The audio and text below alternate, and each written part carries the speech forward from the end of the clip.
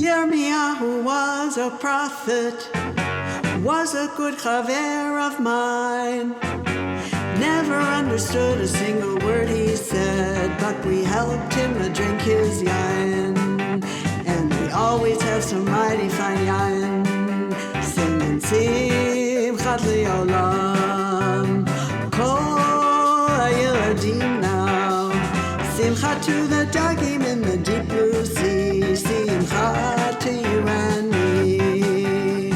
Simchat to the dagim in the deep blue sea. Simchat to you and me. Yeah.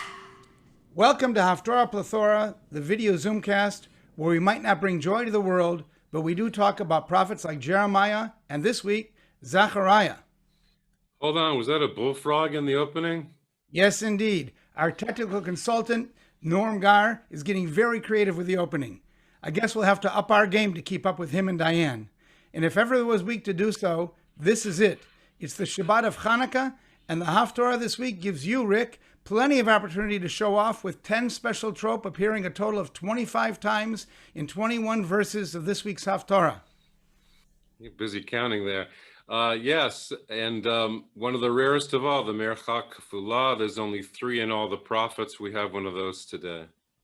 Well, you have to wait a minute or two. I'm Larry Herman, sipping some fine wine and talking Haftarah with my very good friend, my very good chaver, the king of cantillation, Rick Muller. Thank you, and we've got a very special guest with us this week, our own Rabbi Adam Kligfeld. Welcome, Rabbi. Thank you. So good to be here. I am not sipping fine wine, but I am sipping some cinnamon tea. So that's nice. I hope Jeremiah would accept. I'm sure he would. Cinnamon tea is good. Anyways, welcome, Rabbi. I'm happy with water, by the way, but okay. Go ahead. Not only is it a pleasure to have you on the Haftarah Plethora again, but it's especially a welcome this week since Rick and I have a number of questions about some puzzling verses in this week's Haftarah. We had a bit of a back and forth. But before we get to those questions and Rick's take on the trope, let's just spend a minute or two talking about why we read this particular Haftarah on the first Shabbat of Hanukkah. This year, the first and only Shabbat. True. Some years we have 2 Shabbatot during Hanukkah, but we'll have to wait until 2026 for the next time that happens. Regardless, every year on the first or only Shabbat of Hanukkah, we read from the book of Zechariah. And there's a good reason for that. Zechariah was one of the 2 prophets who exhorted the people returned from their Babylonian exile to rebuild the temple. The other prophet is Haggai. However, the sages decided not to include any of the book of Haggai in the selection of Haftarah readings. Too bad for him. And both Zechariah and Haggai are also described briefly in the book of Ezra. But we also don't read from any of the Ketuvim as Haftarot, so we don't get to read from Ezra or other the prophets who are in the Ketuvim like Daniel, Nehemiah, or Job. Rabbi, why is that? Why don't we read any Ketuvim for Haftarot? Well, the question why we don't read anything from that section of the Bible for the Haftarot is really another way of asking the question is what is the Haftarah or why is a Haftarah, right? Because the central question is why it even exists and why, if it exists specifically with the Nevi'im. And even though it's such a central part of the liturgy, and certainly, like in American Jewish culture, it's clearly a very central part of the bar bat mitzvah world. I wonder if without the last 120 years or so of how an American bar mitzvah, a bat mitzvah has been celebrated, if the Haftarah would get the same kind of ritual attention, right? In a classic American synagogue, that the Haftarah gets attention because of Mekadesh, Hasha, Habat, Mazel Tov, and candy. But for something that's so central in the liturgical array, its origins are obscure. There are many different theories, and no one really knows how it got there. Theories that might be familiar to you and to people who are listening to this are that it emerged during an era, and this potentially has a Hanukkah connection, maybe the era of Antiochus before the Hashmonean defeat of the Syrian Greeks, where reading the Torah, which had become a public ritual, was prohibited, but it was a very specific prohibition. So reading the Torah was prohibited, but not reading from other sacred scrolls. And so the Haftarot were considered the next best thing because the prophets are considered more holy writ than the writings, right? If you attribute a certain divine authorship or attribution to these texts, right? The core of the Torah, the prophets are said to be speaking God's voice. God speaks through them. Most of Ketuvim is understood, even by most of the early traditional Jews, is wisdom literature that's emerging from the community that has a relationship with the Kadosh Baruch Hu, the Holy One, but is not necessarily the Holy One's words. So the Haftarot maybe were created because it's the next best thing, seeing as how the Torah itself could not have been read. But that in and of itself is a new theory. I believe that the first time that theory was put forth as the origin of the Haftarah was the 14th century by the Abu Draham, who was a liturgist in Seville. Some people think that the Haftarah comes up as a polemic against factions within early Judaism that were overly highlighting the Torah and only the 5 books of the Torah as the core of the canon, and question the canonicity of the prophets. So the Samaritans did that, right? And famously, the Samaritans still, to the extent that they still exist, like the Karaites, only observed Judaism by what it actually says in the Torah and do not pay attention to rabbinic literature and pay less attention to the prophetic literature. Or the Sadducees, the Tzadukim, who were not the rabbinic class, but kind of the priestly class, who derived their authority from the priestly authority given in the Torah, and therefore they may have had a reason to downplay some of the canonicity of the prophets. And so maybe the reading of the prophets was specifically instituted by their rivals, the Pharisees, the pre-rabbinic class, to say, no, revelation continues, and it's not just by whom you were born to. And some people believe that the Haftarot were created because it was a calamity in a particular Jewish community where the scrolls themselves were destroyed, and therefore they had to read something else. We all know that that the word Haftarah, it's only a coincidence that it sounds like Torah. It's a different root. It's not the ta in Torah is a taf, the ta in Haftarah is a tet. A Haftarah really means a taking leave, a dessert, a lovely way to end the meal of the Torah reading. So since it's obscured why we read the Haftarah in general, it's certainly obscured why there aren't sections of the writings part of the Haftarah, but it probably relates to the fact that early on, and to some extent still today, the divine association with the prophetic material is considered more intense than the material in Ketuvim. That's a long way of answering a short question. Interesting. But regardless, the sages had their reasons for selecting the specific Haftarot for each of the Shabbatot, and especially for Shabbat and Hanukkah. Rick, you have some ideas about why we chose this one? Okay, so since Hanukkah is the holiday celebrating the rededication of the Second Temple, following the Hasmonean or Maccabean revolt against the Greeks, it makes sense to read about the origins of the Second Temple. Exactly. And especially since the story of the Maccabees never made it into our Tanakh, which is another question that we could go off on what got put in the canon. And I think there were some very specific reasons that we're going to get to in a minute. But let me just mention a couple more things about Zechariah before we get to the Haftarah itself. We read from the book of Zechariah 3 times a year. The first time is on the first day of Sukkot, and then we read on Shabbat of Hanukkah, which we're doing right now, and then we read on the Shabbat of Parshat Beha'alotcha. But here's the interesting thing. On Shabbat of Beha'alotcha, we read exactly the same Haftarah as we read for the Shabbat of Hanukkah. Rick, can you guess the connection? I know the rabbi knows. It couldn't be about the temple, since in the Torah there was no temple. No, there wasn't. But there was a Mishkan, and in the Mishkan we had something very important to the Hanukkah story and also included in this Haftarah. The Menorah. The Menorah, right. Not to be confused with the Chanukiah. But the Menorah is described in Parshat Beha'alotcha, and it's an important part of chapter 4 of Zechariah. And don't forget that when the rabbis instituted the holiday of Hanukkah, they wanted to, at least in my opinion, de-emphasize the nationalistic and militaristic aspects of the holiday and promote the religious or ritual aspects. Thus, connecting the temple menorah to the Haftarah reading for the holiday allowed them to do just that. In fact, I have an idea that the 7 verses that we read from chapter 4 make exactly that point. Rabbi, do you have any thoughts about these connections? Yeah, it's interesting what you say about Zechariah appearing 3 times, but really only twice in our Haftarah layout. I think there's a Beth Am family that had twins born about 1.5 years apart, and they each had the exact same Haftarah because one of them had Bahalocha, one of them had one on Hanukkah. So different parts of the year, but that family only had to master one. Sorry, not twins, siblings only had to master one set of text. And yes, there are certain prophets, Haggai, and I think Nahum, if I'm not mistaken, is never mentioned in any of the Haftarot, No. which gives me an opportunity to do a plug for something that the law committee, the conservative movement, discussed, and that I actually was in favor of when I was on that committee. And right before COVID, believe it or not, we were beginning to roll out a Temple Beth Am, and that was the notion of a triennial layout for the Haftarot, noting that if you do a triennial reading of the Torah, but you do the standard Haftarah, you might end up on certain Shabbatot reading more verses from prophets than you read from Torah, which seems totally odd.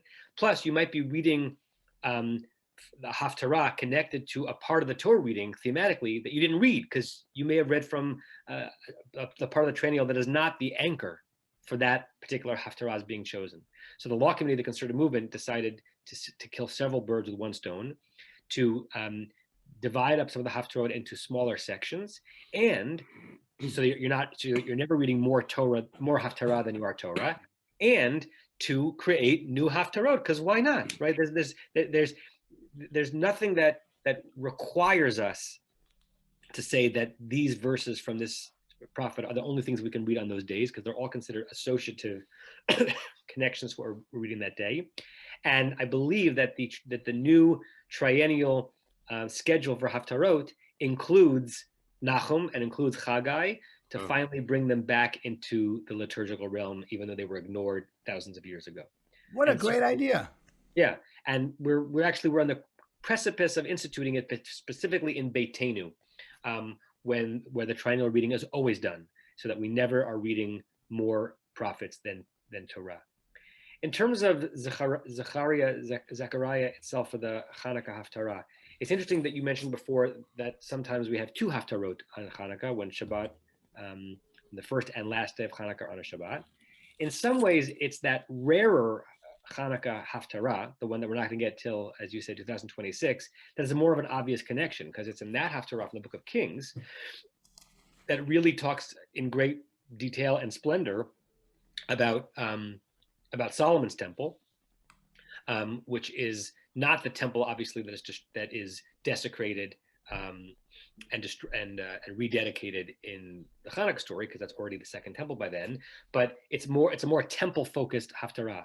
Zechariah, I think you're right that the associations are the image of the Menorah in the 4th chapter, and I think chapter 2 moves us a little bit in the direction that you were discussing, Larry, in terms of the rabbis making a conscious decision for how they were going to sell the Hanukkah story to their people and to their descendants, right? Are we going to celebrate these days in our history as a military triumph or a spiritual reawakening? Is it a throwing off of a military oppressor, or is it throwing off a secular society that your own Jews are being seduced into following more deeply? So I think that while we don't get to not by might and not by power until the end of the Haftarah in chapter 4, Yes. I like the verse 16 in the 2nd chapter. V'nachal Adonai et Yehuda, v'nachal Adonai et Yehuda chelko al admat hakodesh uvachar od b'Yerushalayim. That God will nachal, it's an interesting verb, will reacquire for God's self, will reclaim as an inheritance Judah, the territory of Judah in which the temple stands. Chelko al admat hakodesh, as a significant portion of the Holy Land, uvachar od b'Yerushalayim, and God will once more choose Jerusalem.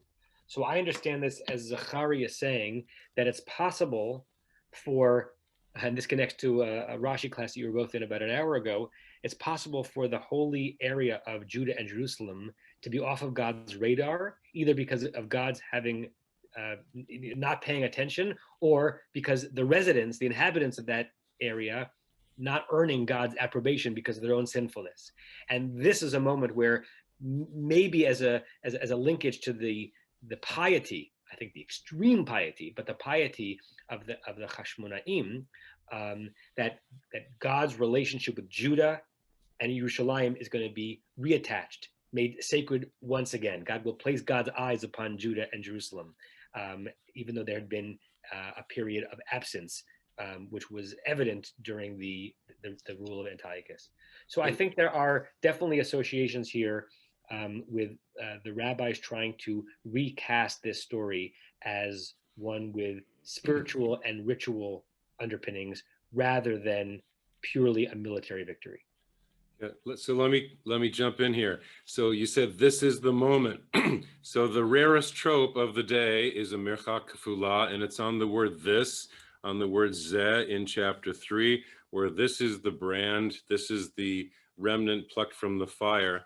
And I'm aware of the time here, so we need to get singing it, I think. But that was the highlight to me of the Haftorahs, is this insignificant word can be very, very important. But I think we need to sing, no? I think so too. I think at some point we have to have the rabbi back to talk about why it is, as you've mentioned so many times, Rick, so many of the pyrotechnic trope seem to be on small, seemingly insignificant words. But I think we'll start. So we're going to start with the first 4 verses from the last 4 verses of chapter 2, verses 14 to 17. And they can be found, it can be found in your Eitz Chaim on page 1270. And Rick, why don't you start with the bracha? Baruch atah Adonai Eloheinu melech haolam, asher kitshanu b'mitzvotav v'tzivanu la'asok b'divrei Torah. Amen. Amen. Roni v'simchi batzion, ki hineni va, v'shachanti v'tochech Neum Adonai, v'nilvu goyim rabim el Adonai, bayom ahu, v'hayu li le'am, v'shachanti v'tochech, v'yada'at, ki Adonai tzvaot, shalachani elayich, v'nachal Adonai et Yehuda chelko, al admat kodesh uvachar od birushalayim has kol basar mipnei Adonai ki neor mimon kodsho. So that first chapter, the last verse of the first chapter, set the scene. The people have returned to Jerusalem, and as the rabbi said, this is going to be the spiritual home once again of the people. Should we move on to chapter 3? And yes, we don't have much time, but the Vayar Eini at the beginning, God showed me, and it's God coming down. I like that again with the Ravia.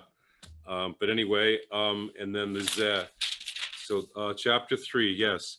Vayar Eini et Yehoshua HaKohen HaGadol Omed Lifnei Malach Adonai V'Hasatan Omed al Yamino Lesitno Vayomer Adonai El Hasatan Yigar Adonai Becha Hasatan Vigar Adonai Becha Abocher Birushalayim Halo Zeh Ud Mutzamesh V'Yoshua, big character, Haya Lavush Begadim Soim Ve'omed Lifnei Hamalach Vaya'an Vayomer אלא עומדים לפניו לאמור, הסירו הבגדים הצועים מעליו, ויאמר אליו, ראה העברתי מעליך עוונך, והלבש אותך מחלצות, ואומר ישימו צניף טהור על ראשו, וישימו הצניף הטהור על ראשו, וילבישוהו בגדים, ומלאך אדוני עומד, ויעד מלאך אדוני ביהושע לאמור, כה אמר אדוני צבאות, אם בדרכי תלך, ואם את משמרתי תשמור, וגם אתה תדין את ביתי, וגם תשמור חצרי, ונתתי לך מחלכים בין העומדים האלה, שמנה יהושע הכהן הגדול, אתה ורעך היושבים לפניך, כי אנשי מופת המה, כי הנני מביא את עבדי צמח, כי הנה האבן אשר נתתי לפני יהושע, על אבן אחת 7 עיניים, הנני מפתח פיתוחך, נאום אדוני צבאות, ומשתי את עוון הארץ ההיא ביום אחד, ביום ההוא, נאום אדוני צבאות, תקראו ישרעהו אל תחת גפן ואל תחת תאנה. Did I hear correctly that you lane the kfula basically as a double tavir? Yeah. Is that how you lane it in Torah also? Yeah. Really? Yeah, kefula. I've heard it other ways, but I like that because the kefula is double, so it's the natural partner for the dargah. So, I mean, it flows for me, but I've heard other ways to do it. How do you do it, Rabbi? Well, it's interesting. I've only learned it explicitly in Torah. Yeah. And the way I learned it in Torah is not a double kfula, but sort of a hill. That's what I heard also. Da da da. It goes up and down. Da da da da da da da da da da dum dum dum dum dum dum dum, which is not double anything. Which is so you're right. It doesn't match the meaning of the trope. Yeah. But that's how I learned it, and so I don't know that I ever explicitly learned how to do kfula and Haftara because it's so rare. Yeah. And there's 2 symbols, so I thought there should be 2 things. There's 2 merchas. Yeah. But yeah, thanks. And then there's normally not a 2 munachs in verse 7. The if is the big word there. If you walk in my paths gets its own munach separate. That's a rarity that you have 2 munachs in between mapach pashta and zakif katon. Are we okay on time? I just don't want to run out. So the next dream, Larry, you want to introduce the chapter 4? I do. Before we move to 4, I just want to mention, at least my view is that this chapter basically is the high priest Yeshua is standing in the dock, being accused by Satan, who is the accuser, and actually the messenger of God is basically saying, no, if you follow all the rituals, then you will be raised up, you will be, again, able to be the ritual or religious centerpiece of the nation, which I think is the message that the rabbis wanted when they chose this Haftarah. But we're going to move to the 7 verses of chapter 4. Yes. And Rick's going to chant it in a second. I just want to throw out there my idea about Zerubbabel, the character who is the civil authority, the new king, and Zerubbabel is often translated as sown from Bavel, but I'm wondering if it's not Zar Bavel, the foreigner from Bavel, who is imposed as the king, and the rabbis are basically saying, guys, don't try to take over the kingship anymore. Just do what the government say, mind your own business, keep your heads down, and follow the ritual, and you'll be okay. I like it. I like it because if it were Zera Bavel, that ayin of Zera, which means seed, Yes. would be very significant to the name, and it would be strange for it to have dropped in the name. And Zar is so evocative given Zerubbabel's role in the story. I was also thinking, as you were talking, I'm almost certain this is not the case, but as we're playing with short words, Zer is also like a crown, like a crown of flowers. Tiara? A wreath. A wreath, kind of like yeah. a wreath. So I'm also trying to imagine him almost representing Babylonia, like he's Zar Bavel, and he's also he's cloaked in Zer Bavel, right? So that's what made me think about when you were talking about it from that perspective. All right, Rick, we're short on time, so you want to start chanting the verses from chapter 4. Yes, and here all the special trope around the conversations, the answering from the angel gets more intense. Yes, by the Rabbi? way, just where you know that word Chag lo sameach vezer lo poreach. May when you're wishing someone a happy birthday, may that person's birthday wreath flower. Vezer lo poreach. Very nice, very nice. Okay. Vayyeshev hamalach hadover bi vayireni keish asher yeor mishnato vayomer elai ma ata roeh vaomar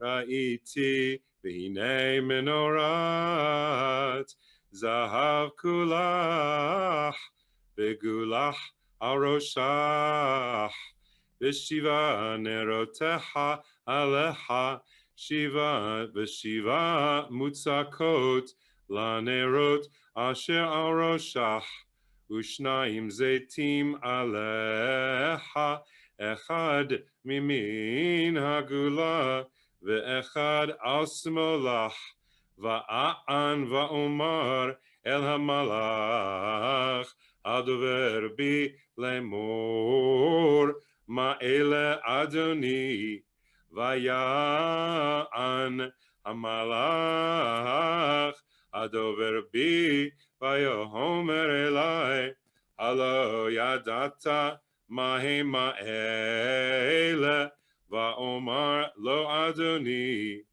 vaya'an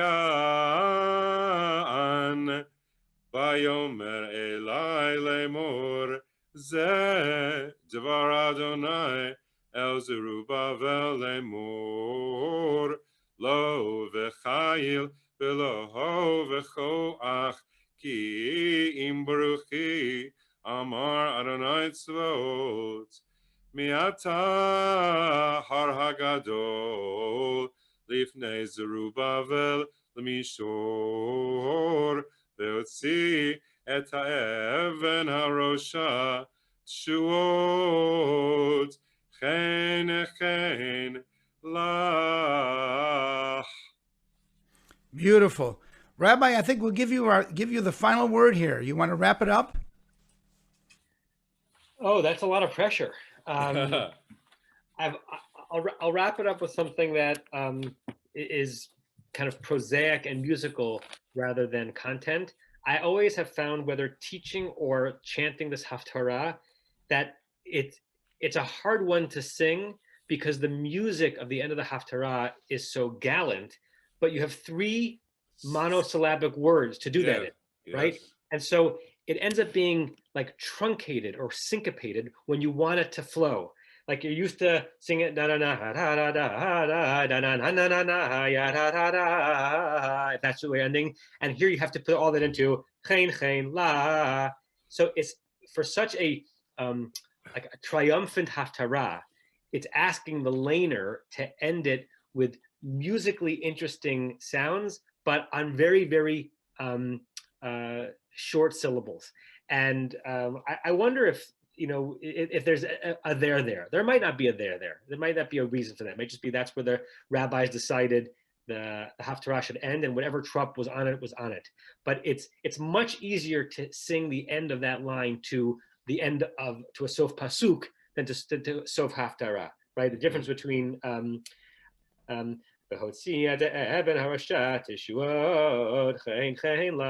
would be fine, but tishuot chen la, it's hard. And I've whenever I've taught this Haftarah or learned it, I've thought about that. But I love the image, right? Chen la, right? For the idea of anyone whose gaze you want to have on you, to be beheld by someone that you admire and that you care about, and for that person to look at you and say of you, chen, that you are full of grace, you're full of beauty. That's what the Jews want from the Holy One. That's what Jerusalem wants from the Holy One. That's what we try to earn in the eyes of all the people and all of the forces who's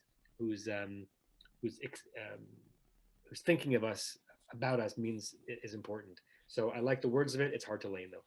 And that's what you've just done. Chen la. Thank you very much. Excellent. Well, this was great. We want to wish everybody a Shabbat Shalom and a Chag Urim Sameach. And until next time, enjoy. Thank you. Thank you, Rabbi.